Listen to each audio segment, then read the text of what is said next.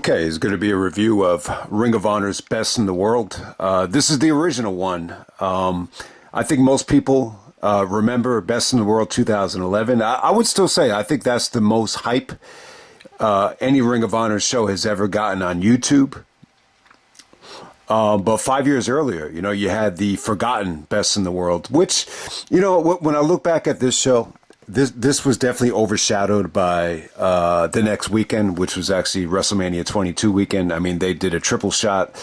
That was incredible. So I really think the Milestone series as a whole, and when you combine it with what happened at WrestleMania weekend, whether it's Dragon Gate Challenge, Supercard of Honor, Better Than Our Best, the 100th show is right around the corner, the CZW stuff. So there's just so much stuff that I think overshadowed the show. But we're going all the way back to Basketball City, which is in New York City. This is the return, since Jack Evans stole the show at Steel Cage Warfare. So, yeah, I guess temporarily, Basketball City became the hotspot, for Ring of Honor shows in New York City. It was short-lived, though. I wasn't a big fan of the venue. I was there once, for a New Japan show, but, I think what goes under the radar here is, this is pretty much, I think originally the idea was to kind of, make this the Manhattan Mayhem of 2006. I mean, at the time, I didn't even realize it until I watched it back is, at the time, this was the biggest show that Ring of Honor had ever ran in terms of ticket sales and attendance. And, so yeah, I think this is the most attended ROH show, at least up to that point. Obviously they would top it probably the next week in Chicago with, Better Than Our Best or, whatever shows took place next week, Supercard of Honor. I'm sure one of those shows actually exceeded, what they did at Best in the World. But hey, I mean, it's a stacked show. I think anytime you want to sell tickets in New York City, it always worked to bring in a lot of the Japanese talent. I really think it did. So you bring in KENTA and Marufuji to take on Bryan, Danielson, and Samoa Joe, and we advertise this as the best in the world. I want to say Danielson had started doing the catchphrase at that time. I don't know if it really took off yet. I remember a Supercard of Honor against Roderick. That was the best. Danielson, bragging that he was the best in the world because it felt real. It felt like he meant it. It just came off awesome if anyone, remembers it or has that match.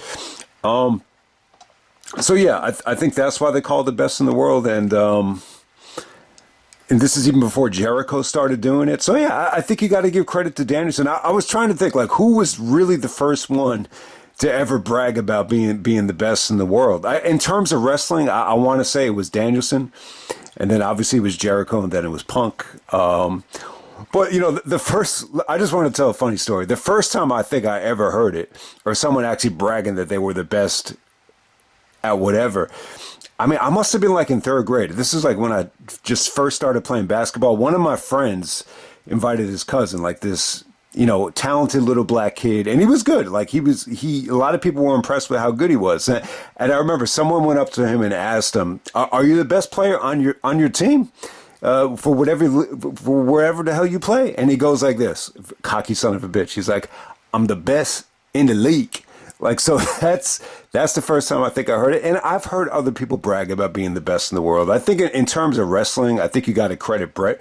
The best there is, the best there was, the best there ever will be. But yeah, this is the original best in the world. We have the best from Japan going up against the best in Ring of Honor, or the best in Pro Wrestling Noah going up against the best in Ring of Honor. I think the show is really good. I think it's underrated. I don't think it's the best show of 2006 or anything like that, but and it's definitely not as good as Mayhem. It's definitely a little bit weaker than what you got at WrestleMania, but let's get right down to it, man. All right, the first match of the night, we have Jimmy Rave just bullying Pelle Primeau. I got to say, Jimmy Rave looked good, though. He looked vicious. The chops look good. He just, bodied up Pelle Primeau. They actually aired this on YouTube, or I don't even know if YouTube existed at the time, but I think they did. I think ROH Videos was a simulcast of YouTube and the ROH Wrestling, website. So they showed Jimmy Rave just, beating up on a wrestling school dude, and it came off good. He actually wins with the with the pedigree, which he basically called, what do you call it? Shades of Ghana. I think that was the name of the move. And then to follow it up, we have Jimmy Yang taking on Jimmy Rave. So if you're a Jimmy Rave fan, you get back-to-back matches. They have him squash Pelle, but the kind of, because they were going to have him lose to Jimmy Yang, I believe that's why they had him, at least win the opener, just to give him some credibility. But Jimmy Yang actually upsets Jimmy Rave with the backslide there. It was good stuff. So Jimmy in back-to-back matches, you want to get Jimmy Yang ready for the biggest match of his career the very next week, where he's going to, be inserted into the greatest, TNA match of all time with, the Unbreakable trio. So you get him ready for that. They're trying to sell the fact that Jimmy and the Embassy is kind of like on a losing streak. Jimmy, Alex Shelley, and, so the bottom line is, at the time, Prince Nana is, I think he's in his element. I think as a heel, I really enjoyed Nana's promo. And, it just kind of made me think about, AEW right now with Prince Nana. I mean, he's been a babyface, for a long time. Ever since Swerve, I would say ever since Swerve,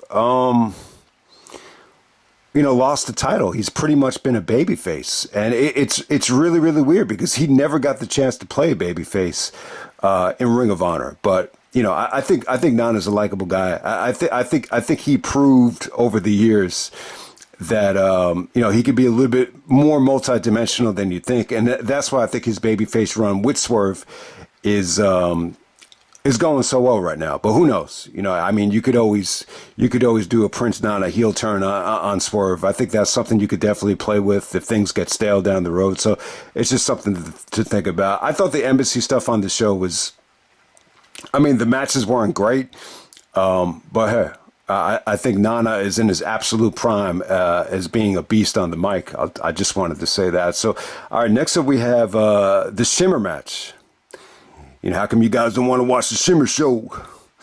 Shades of, what's his name? LV5454. I remember that guy loved Shimmer. He was offended when I did not want to go to one of the Shimmer shows during WrestleMania weekend. But, I was just like, man, I can't go to like that many shows. It's just how it is. But we got Lacey taking on Allison Danger, taking on Mercedes Martinez, not Mercedes Moné, but this is Mercedes Martinez and Daizee Haze. Mercedes Martinez was awesome here.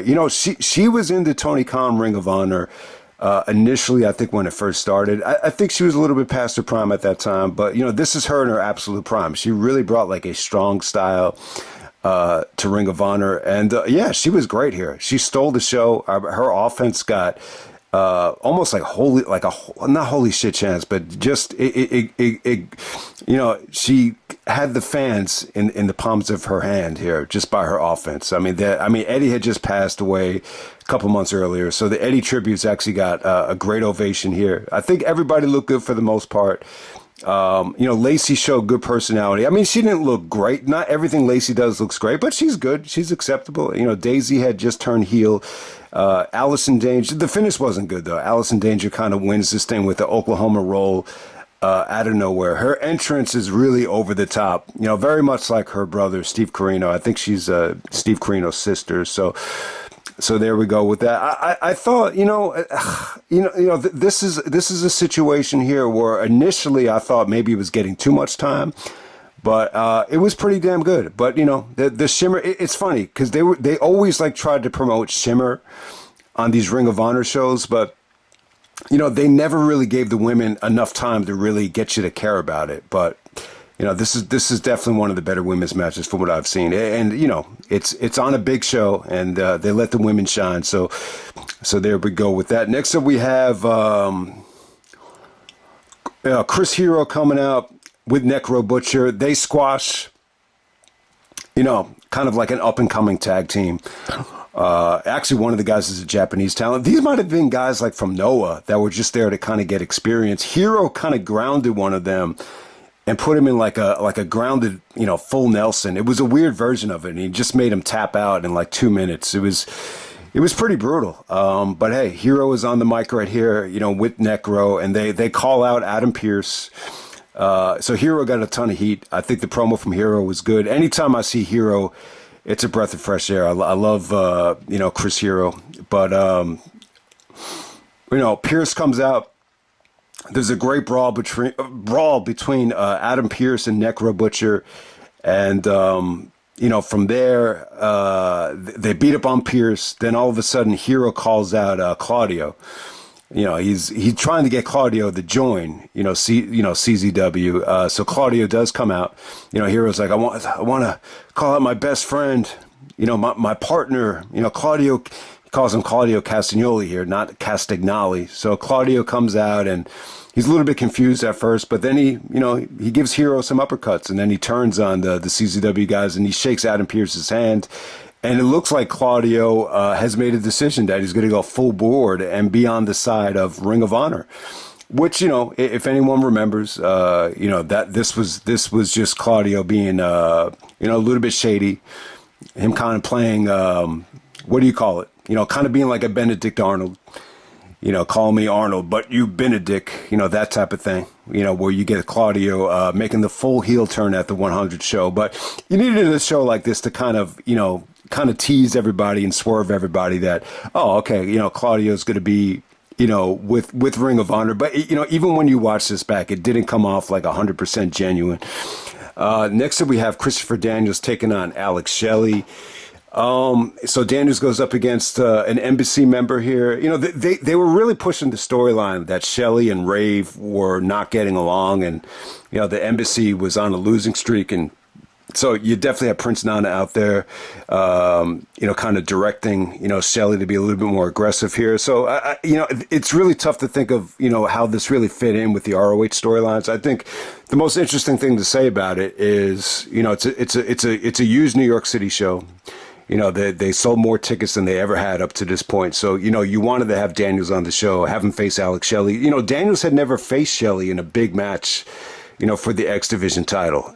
So this is the one guy where, which could have been a huge match, during, Daniels' X Division title. And I'm sure they've wrestled plenty of times, but I don't think they ever really touched, like on a big pay-per-view. So it was cool to see them go at it.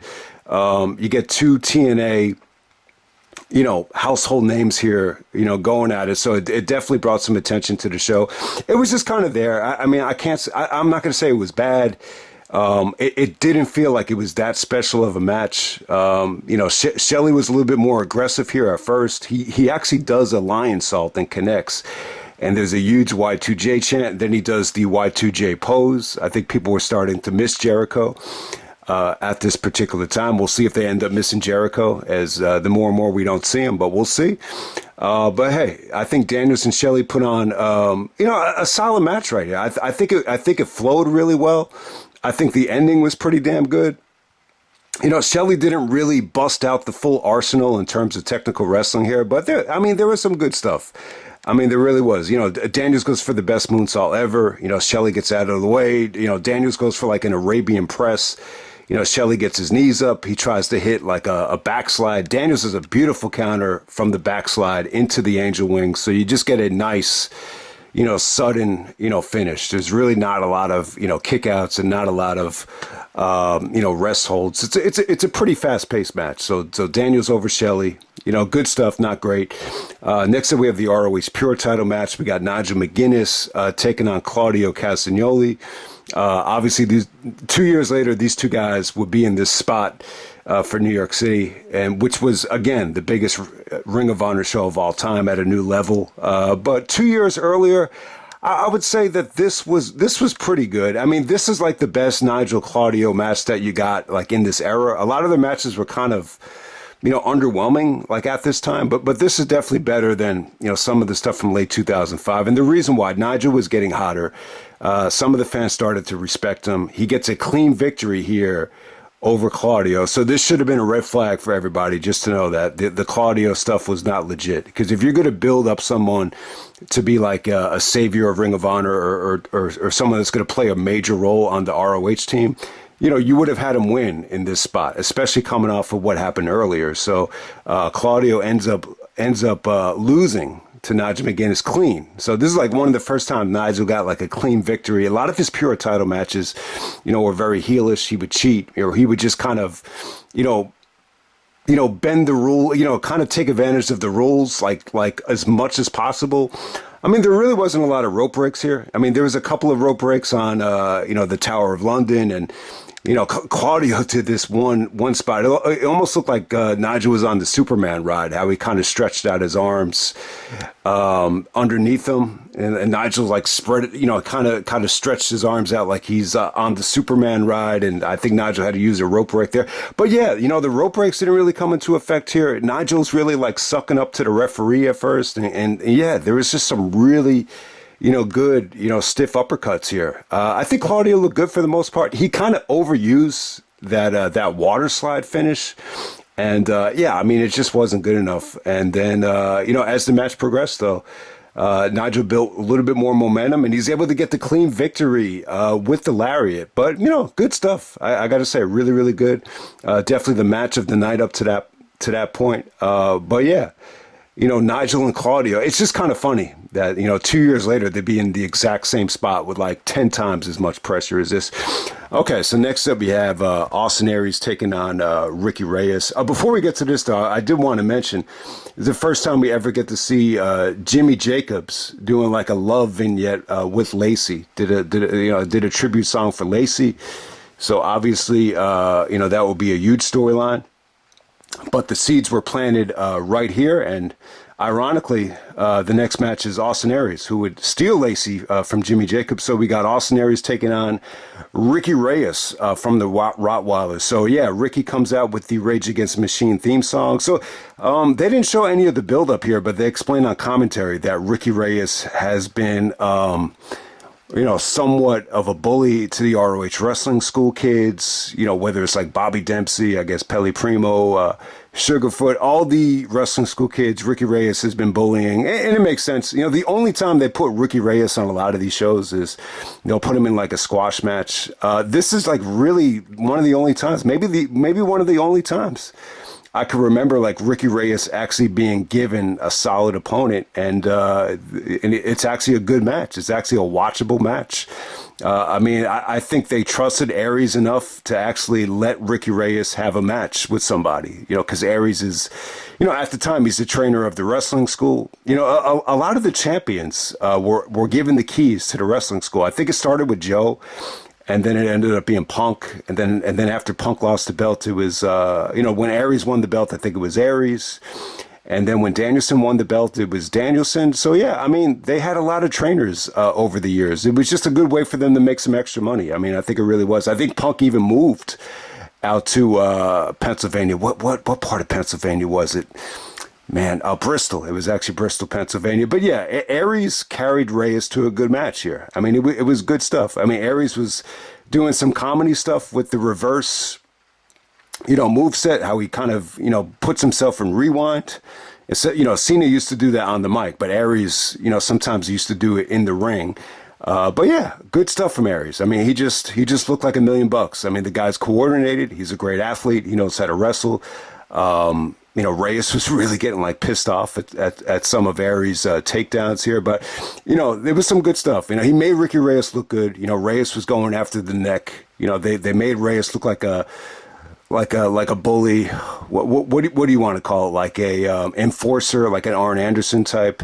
So it was good stuff. The crowd hated the finish though, so they really overprotect Reyes here. I guess the storyline is that he's like undefeated in singles competition. So yeah, so after Aries misses the 450, he put Aries in like a dragon sleeper, and Aries got his foot on the ropes, and he just wouldn't break the hold, so the referee calls for a DQ. Then you got a lot of bullshit chants. But hey, it leads to the Briscoes coming out. Briscoes come out to, I don't know what they did. Did they try to attack Aries? I think they did. I think they just tried to attack Austin Aries, and then Roderick Strong and Jack Evans come out. So here we go. We have one of the best matches of the night. So it's a pretty good match. If anyone, I'm trying to think here. Did the main event make the top 100 matches in Ring of Honor history? I think it might have, but I know for sure the Briscoes match did make it against Strong and Evans. So it's a cool match. I think a lot of people loved it. I think, Jack Evans pretty much stole the show here. It's Jack Evans' return to Basketball City since he stole the show at Steel Cage Warfare. So I think a lot of people had high expectations for this, and it was good stuff. At the time, Briscoes had just come back. They're pretty much more like high flyers at this time, but they put on a lot of muscles, so they're becoming well-rounded, but they're not quite Briscoes of '07 yet, but it was pretty damn good. I mean, it was awesome stuff. Roderick here, this is probably the most high flying Roderick has ever done. You get to see him just, jump out of the ring. You get to see him doing, standing moonsaults. But yeah, the story is just Jack. Jack is busting out some crazy shit off of Roderick Strong. It's like he does like the 450 off of his shoulders. I think the ending comes when, trying to think, Roderick has the guy in like a torture rack, and Jack actually does a Phoenix splash off the top of the torture rack to pin one of the Briscoes. It's some crazy stuff, man. But the Briscoes were good here. They played good heels. There was a lot of like rest segments from the Briscoes, but still, they were still able to do the Doomsday Device. You got to see the good old Briscoes here. I mean, it was great stuff. The hot tag from Roderick came off great. Roderick really, it felt like he was the captain of the match. It felt like he really was in charge to really, get this thing to the next level. And it was good. It was good stuff, man.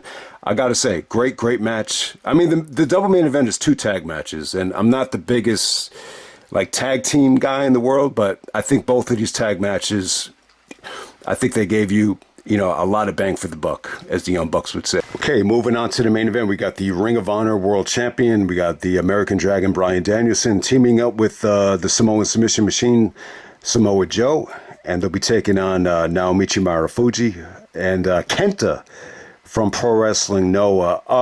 Okay, so this is pretty cool. I mean, it kind of went under the radar over the years. I'm trying to think. Okay, so this is really like Marufuji and KENTA's return since Final Battle 2005. So Danielson beat Marufuji at Final Battle, and KENTA actually beat Low-Ki at Final Battle. So Low-Ki probably would have been in this spot if he didn't leave the company. I think he had left and went to TNA at this time, and was not coming back. This was like, I think, the biggest falling out that Low-Ki had with Gabe. So I never really thought about it until now. Low-Ki probably would have been in this spot because it would have been the rematch, somewhat of a rematch to Final Battle 2005. But a positive side effect is you have Samoa Joe in the match. It might have been the plan to have Joe here. Because when you think about it, KENTA was a protege of Kenta Kobashi. And, Joe versus Kobashi was huge. So, KENTA might have wanted to not necessarily get his revenge, from what Joe did to Kobashi. But, because Joe made a name for himself off of Kobashi, you kind of want to have KENTA, come in and take care of business. I don't know if you want to look at it that way, but it definitely made sense. When you see the way Joe and KENTA went at it here, it was brutal, man. It was awesome. I mean, that to me, that's the highlight of the match. They attacked each other like they hated each other, and the crowd was going crazy here. I would even say it was, some of the crowd reactions for Joe and KENTA was very reminiscent of, Joe versus Kobashi in terms of the crowd reaction. But I was trying to think here. I don't think Joe and KENTA ever had like that big, singles match. They went back to it at In Your Face in the triple threat match. So that was the next like really big show in New York City. So this match kind of sets up, that match. They give KENTA 2 big wins before the big showdown with Danielson at Glory by Honor 5 Night 2.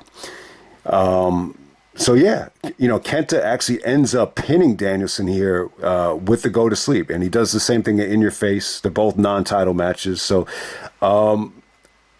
yeah, I mean, I think it's really a shame that we never got to see Joe versus KENTA because, from what we got here, it just looked like it would have been a war. I mean, it was something to see. So, The match is a lot of fun too. I think the aftermath is funny as hell. But you know the tag match was good. They go about like a half hour. I'm not on Cage Match right here. I don't have like the exact time in front of me, but they went at least a half hour, and I thought it was good. I thought it over delivered. You know, without going into finisher overkill. I think intentionally they tried to, you know, keep a lot of stuff separate here. I think they really kept the Danielson Kenta stuff at a minimal, because I think they wanted to save like a lot of the best stuff for the big match. So pretty much most of the match you saw Danielson working with Marufuji, and then you saw Joe work a little bit with Marufuji here. I don't think Joe ever wrestled Marufuji either in a singles match. So the Joe Marufuji matchup wasn't ideal. I think Marufuji's more finesse, compared to Kenta. So the Marufuji Joe stuff, it didn't really capture the eye, I think, as much as Joe versus Kenta. And I think for a lot of the match they really kind of played off of Danielson and Marufuji from Final Battle. You got to see like a lot of the same spots with Marufuji going for the sliced bread or the Shiri no Wi, and Danielson countering it to Academy Mutilation. All that stuff was great. So it was good. I think it wasn't like that. They didn't really go into like near fall overkill with a lot of the finishers and everything, but I think what really sold the match for as long as it did is just the intensity. I think it was intense. I think it was just long and pretty good. I mean, it was good stuff. The teams just felt, here it felt like the best in the world from Japan versus the best in the world from Ring of Honor. Like the teams just felt very.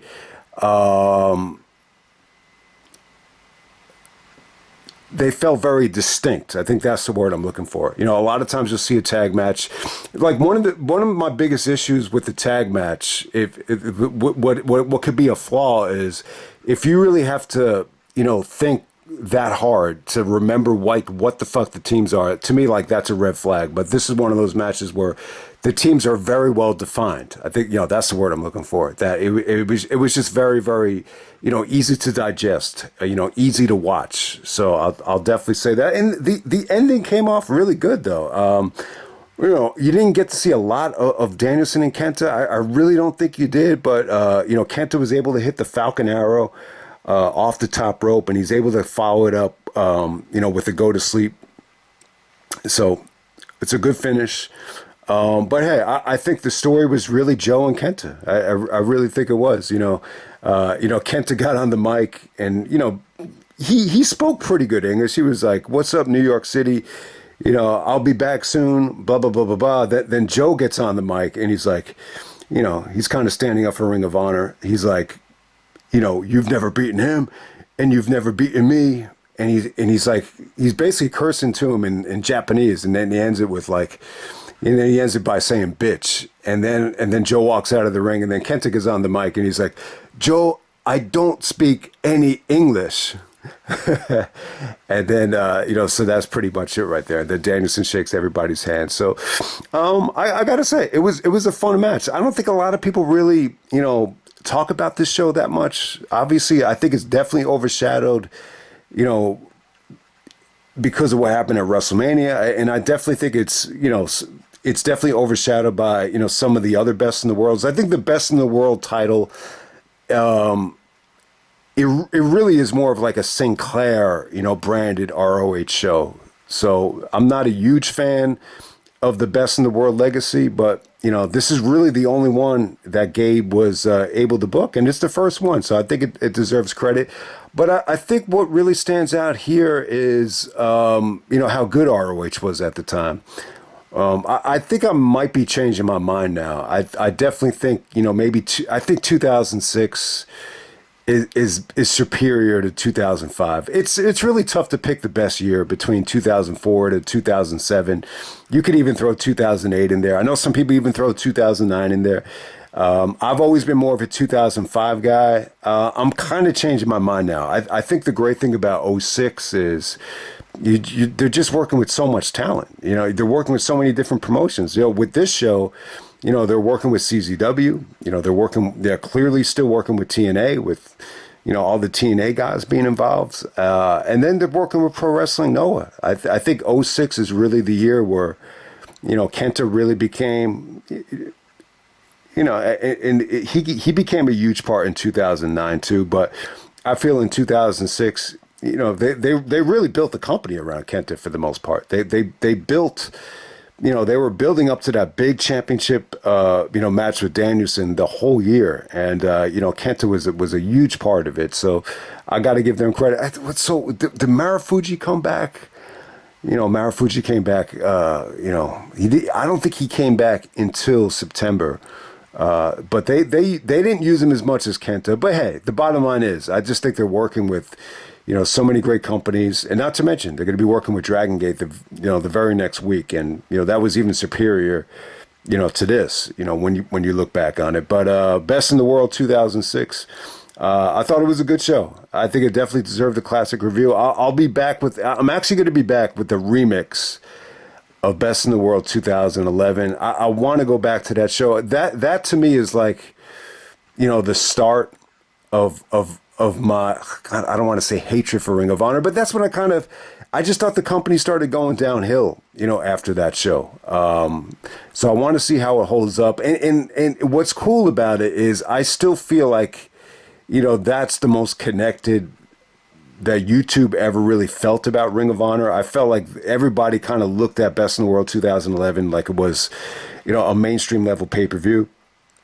So that's what I kind of like about it. But, it's definitely a show that I'm curious to see how it holds up over time. I definitely think it deserves like a remix. I think, when I watch some of these old reviews back with the webcam quality and just the way I was doing it back then, it's almost like borderline like retarded level. I just don't know what the fuck the problem was at the time. I think a lot of it just had to do with the audio, but still, I'm just a little bit frustrated with how bad some of them sound. I'm sure Best in the World 2011 is probably, better than some of the other ones.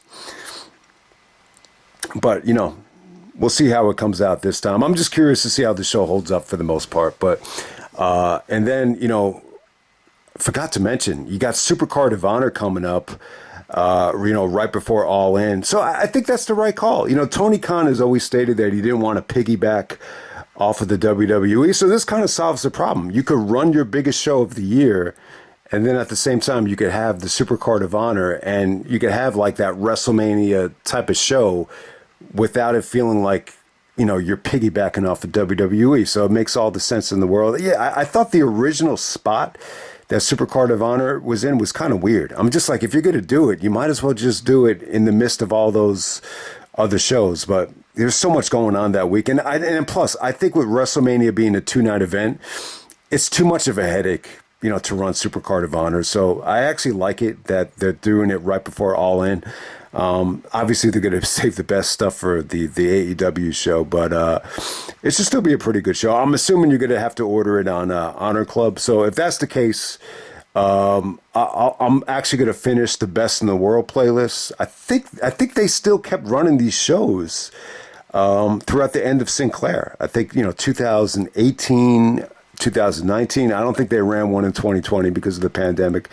And they did one in 2021 with, I think Bandino was actually the world champion there. So we'll see how those hold up. That would be like a quick little mega mix video. Hopefully it's not too long. And then there'll be like a, Best in the World top matches recap. I think it's a cool title. I really think it is. I think the Best in the World title was really a good marketing, strategy for the pay-per-view name. But, if Tony Khan's only going to run 3, I'm kind of cool with the format. I think Supercard of Honor is the most important, along with Final Battle. Obviously, you don't want to drop Final Battle. But hey, if you're going to choose between Death Before Dishonor or Glory by Honor, I can't argue with Death Before Dishonor. So they'll probably run Death Before Dishonor maybe late September, early October. But who knows? They might just drop that as well. I have no idea, but we'll see what happens. But hey, man, that's Best in the World 2006, the Milestone series, Noah versus ROH, and I'm out. But I forgot to mention, this isn't the only time they did Noah versus ROH. They did it at United We Stand. Both matches were good. That one was Bryan and Nigel. This is Bryan and Joe. I would say they're both pretty much good. I'm pretty positive on both matches.